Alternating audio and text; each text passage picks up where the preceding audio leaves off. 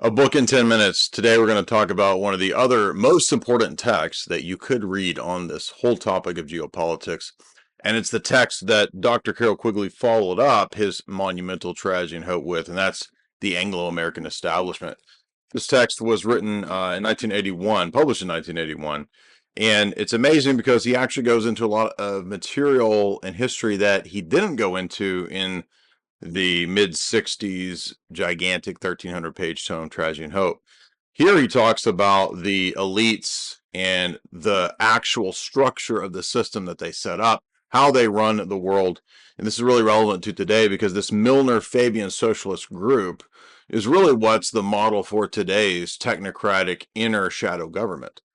He talks about what he calls the Cecil block, and this goes back to diamond magnate Cecil Rhodes, who set up the Rhodes Roundtable Circles, or the Roundtable Group. He set up the Rhodes scholarships. If you've heard of Rhodes Scholars, those are people who are basically recruited into this circle. And the way that works is that they don't have to know about everything that's going on in the inner party. And so we have people like Lord Balfour, we have Arnold Toynbee, we have the H.G. Wellses, the Bertrand Russells, all part of this superstructure that we're discussing. And they're recruited out of Oxford, Cambridge, Eton, and then eventually recruited out of the Eastern Seaboard elite universities in the United States. And that would be places like Harvard and Yale. And this is where we get Skull and Bones, and Skull and Bones being the basis for the OSS and the CIA recruitment structure. Then later, of course, Wall Street becomes where these people are recruited from. And the idea is that they would create a world socialist order along the lines of Fabian socialism. And this was the planning of the Royal Institute for International Affairs, again, coming out of these Rhodes Roundtable groups, also working together with Lord Rothschild, who created a lot of these structures that Rhodes would use. In other words, the British South Africa Company, that's modeled on some of these banking and corporate structures that he learned from other individuals. They came up with a plan to utilize a structure similar to secret societies. And it's not Jesuits that run this, but they wanted to use the structure of the Jesuits to create what they called the Society of the Elect. This was Cecil Rhodes's idea for how to have an inner party of a few people, 12, 13, kind of modeled after the apostles. And then outside of that, they talked about an outer party, which would be the Society of Helpers, they called it. The people in the Society of Helpers would be people in the academic structure, people recruited in from business and other places that wouldn't really know the full plan, and it wasn't necessary to initiate them or tell them the entire plan. But they did come up with a plan to then, as they said, infiltrate education, media, and politics, which was their triple point plan.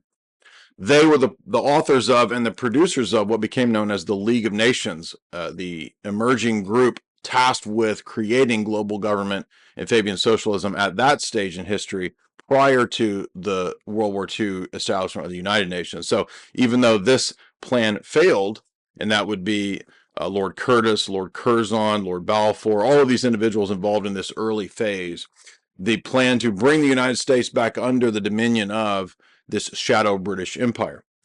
This wasn't really successful, but they just reorganized their strategy, and eventually they ended up linking up with the oligarchical families of the United States, the Rockefellers, the Morgans, the Vanderbilts, and others. The plan was to initiate a external democracy, they called it, right? Democracy under actually a shadow government under the guise of democracy, utilizing human rights and all these things that NGOs do today under the guise of color revolution, the promotion then of world democracy that you hear so much, especially from the Americanist apparatus. It's from this. The liberal market would be what dominates the global order. External democracy, but inner shadow Fabian social government, especially at the higher structures of the elite. This society would be connected to various groups in interlocking organizations all the way into New Age movements and New Age churches, Theosophy, the Society for Psychical Research, all were connected directly to the Royal Institute for International Affairs. Even people like Sir Arthur Conan Doyle of Sherlock Holmes fame would be involved in this. And the way, again, that they recruited all these people was from institutions connected to the Anglo-American establishment educational elite. Now, the society actually has a structure, believe it or not, initially. This is back in the 1890s when, through studying the archives of the CFR and these people, Quigley was able to kind of map out the structure of their society. And you'll notice that it was structured kind of like a little pyramid. So here it is, if you can see it.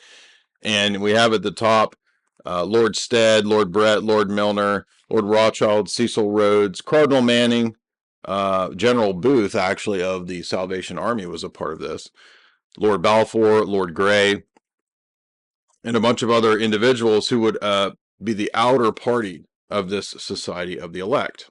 Now, this again is not a conspiracy text. You understand that Dr. Carroll Quigley is the archivist and historian for the Council on Foreign Relations, and he's a military historian. So he's not writing any of this from the vantage point of wanting to expose it. Rather, he's writing a defense of this system and a defense of this structure because, of course, it is democracy. Of course, nobody ever questions the fact that America is not founded as a democracy. It was founded as a republic, which is not a democracy.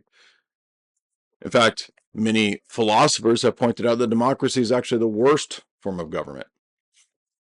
But nevertheless, this is a legitimate, 100% verifiable conspiracy.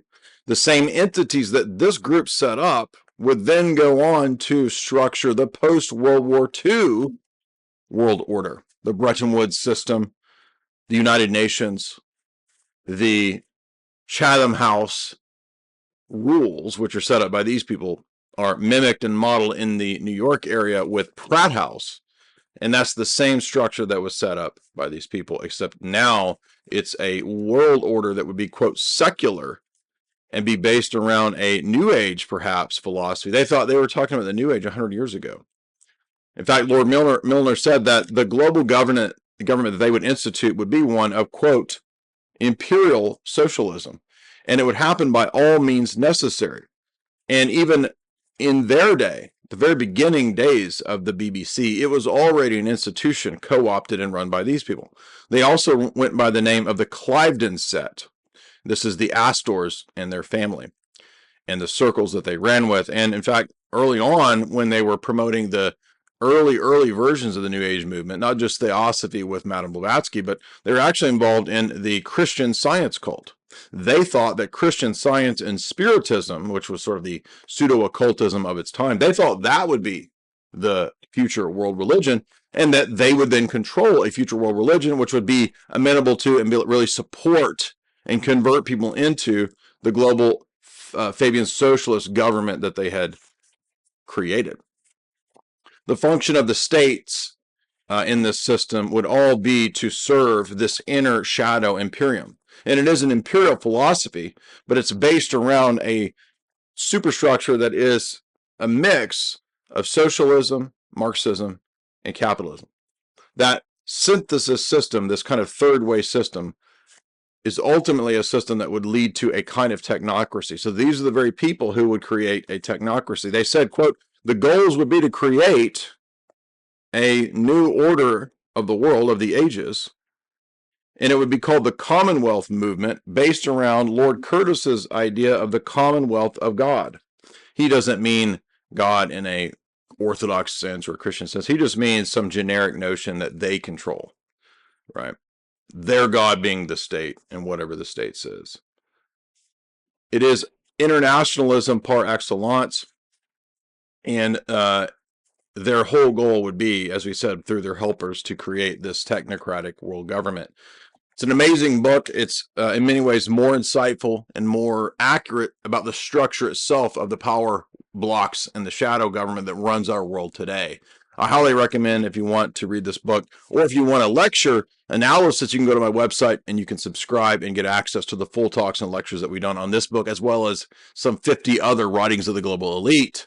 But I wanted to give you a 10-minute introduction to this text. Also, you can get a hold of the best supplements out there, chalk.com. Head on over to chalk.com, that's CHOQ.com. Use the promo code J50 to get 50% off, J53Life, to get recurring subscriptions, because I know you're going to love the She Legit, which will help you focus, give you mental clarity. You're going to love the Tonkat Ali that boosts testosterone, 100% proven to do so. You're going to love the Irish Moss, ladies, to balance out your hormone levels. You're going to love the Action 2.0 to boost your energy levels.